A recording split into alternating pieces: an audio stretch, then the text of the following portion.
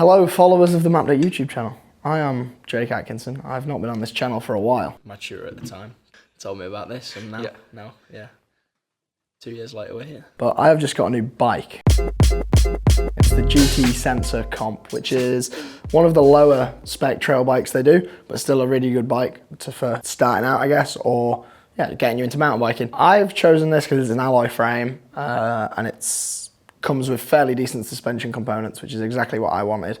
Because I'm going to be pretty much stripping everything else off this bike right now. So I'm going to be taking the brakes off, stem, handlebar, drivetrain, wheels, everything's going. I'm going to upgrade this. So come along for the journey of upgrading this wonderful bike.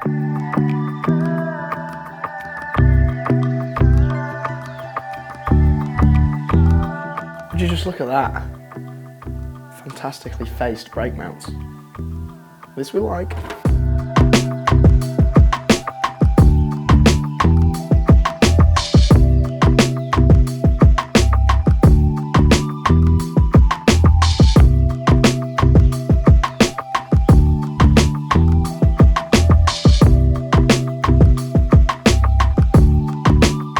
How tight's it say?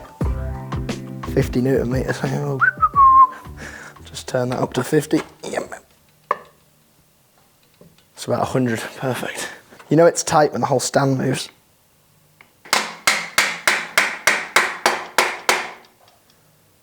That's how you fit a crankset. If you were ever wondering, that's not how the bike shops do it. It's just how I do it. You've seen no grease used. There was a little bit in there from factory. Oh yes, and they don't really spin. Perfect. Oh, it's a little touch. Look at this in comparison to this thing. Oh wow, so much lighter. Wonderful job, TRP. Looks fantastic.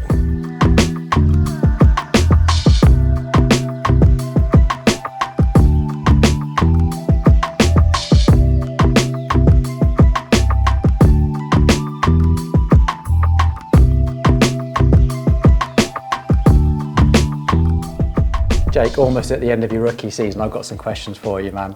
Now, I've been watching you and, oh my God, I need to ask this question. Your very first Crankworks, you've just qualified, you're in with the big guys. It's like the equivalent of being at your first Formula One race, isn't it? Yeah. I got up super early in the morning to watch you, dead excited to watch you roll in. Saw you manual off the end of the first drop. I thought, oh, the guy showed off his tricks, and you fell off the end of the drop. Yeah. Like the worst possible start to your Crankwork seasons. But the second run, you smashed it. Yeah. What I want to know, what happened between that moment when you crawled out of the bushes to getting down to the bottom of your first? Talk us through it. That's incredible. Well, I mean, after my first run crashing like that it couldn't have really gone any worse. This is the first feature on course, first event of the year, and I've crashed on the first feature, so it was definitely a lot of pressure. But then for my second run, I knew I couldn't really do any worse. So then there was almost no pressure. I was like, well, as long as I get past that feature, I've done all right. So at that point, I was happy with as long as I got past that feature. So it wasn't such a mature attitude and impressive. Did any of the other guys say anything to you, or was there like the I mean, everyone was just like, don't worry about it, just do a second run. And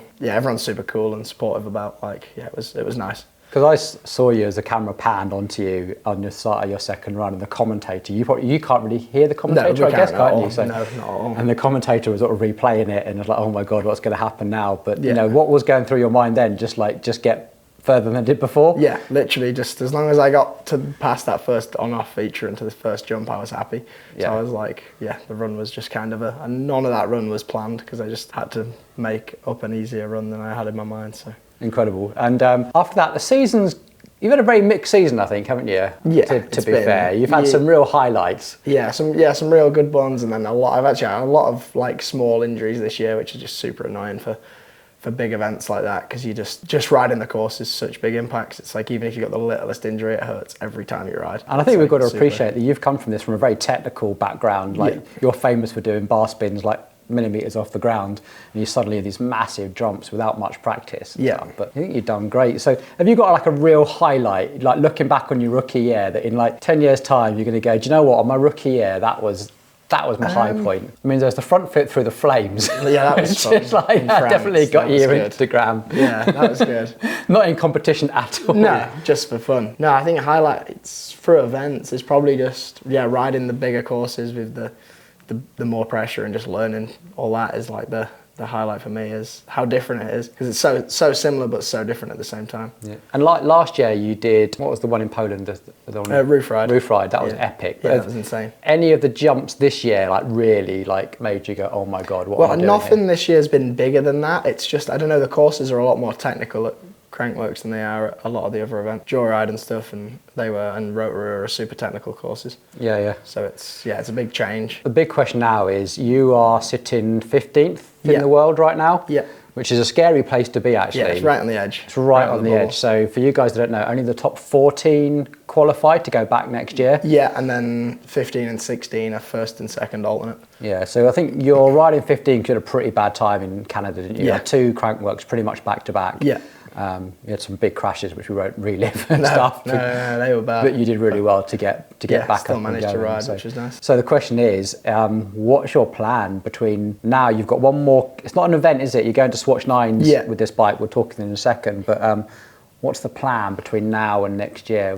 I mean, to try and train as much as I can before it'll be Rotorua, I think, the first event. So just try and train before then to hopefully, because I'll be in the first alternate position. So there's a okay chance I'll get to ride that event. So just be ready for that. First alternate means that you go to the event. I go to the event regardless and practice the same as everyone else. And I'm just, if anyone else was to crash or pull out for any reason of the event, I'm in. So I'd be the first. And then you get the chance to score the points. Yeah. But I guess next year you still got to score some points and stuff. Somewhere else. So yeah, I'll be riding loads of events again next year. next year. Could be a pretty year for you then, by the sounds of it. Yeah, same as this year. I think I've done 16 events this year after these next 2. I think it's like 16 events. You got 16. 16 this year, so. Busy, yeah, life of a pro athlete for sure.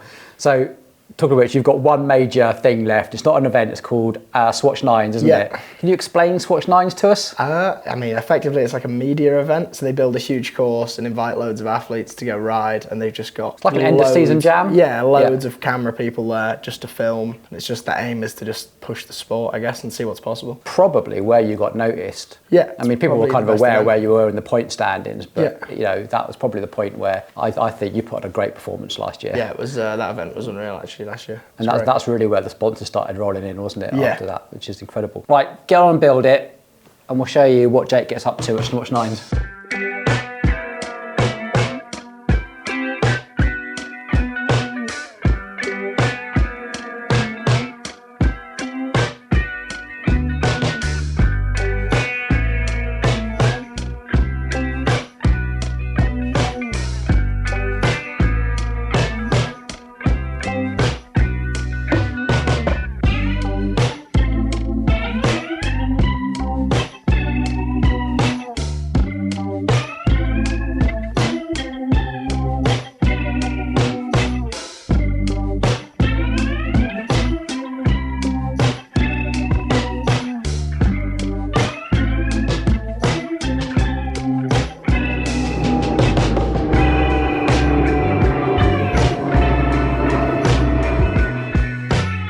By the power of video editing, Jake has flown off to Austria and flown back with a fully built bike.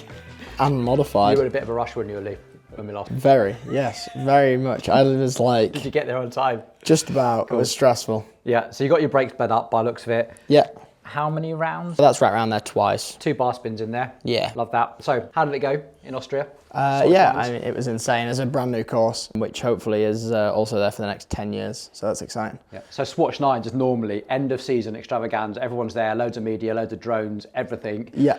What happened? We got, well, I mean, the first day was wet. People tried to ride. The second day, we got a good day of riding. And then it snowed. Like record snow as well for Austria. You could almost ski it. Yeah, at the top for sure you could ski. It was like, at the top was like this deep. Yeah.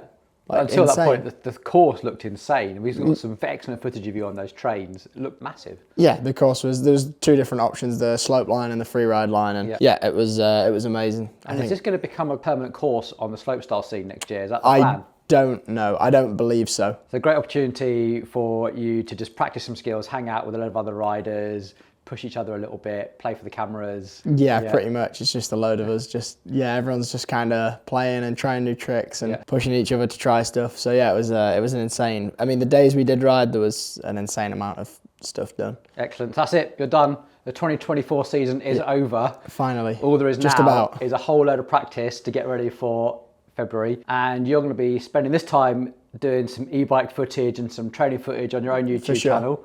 Where can we find that? Just Jake Atkinson on YouTube. I'm going to start hopefully uploading over the winter and then try and film my season next year. So if you want to come along and watch the journey, then yeah. You've already got a really fantastic TikTok channel and Instagram channel, but I think seeing more of your stuff on YouTube, I'm excited to see what you bring us on more of a longer form content. Excellent. Great season, Jake. Well done. Thank you. So this bike is now complete from the last time you saw it being built. It's also a little bit different. Like, I've rerouted the dropper cable so it runs just to where the bottle cage would be if you were to run one. So that's now my dropper. Because when you run the dropper on the bars and spin the bars around like this, it changes the cable tension and then the dropper doesn't work. And it's the same with the gears. I'm also going to move the gears from here and mount them on the frame if that's possible. And I've also rerouted the front brake through the fork internally, so that's not affected now anymore either. And then the rear hose is exactly the same as it was last time. And other than that, the bike is exactly the same. It's just been a few weeks of abuse in Norway and Austria, riding bike parks and hitting big jumps, and yeah, she's still all good. So yeah, the GT Sensor is definitely a good bike. I've been really enjoying this actually. It's way more playful than the bigger travel bike. It's only 130 and 140 travel, this bike, so super small travel. But yeah, it's awesome. And yeah, thanks for watching.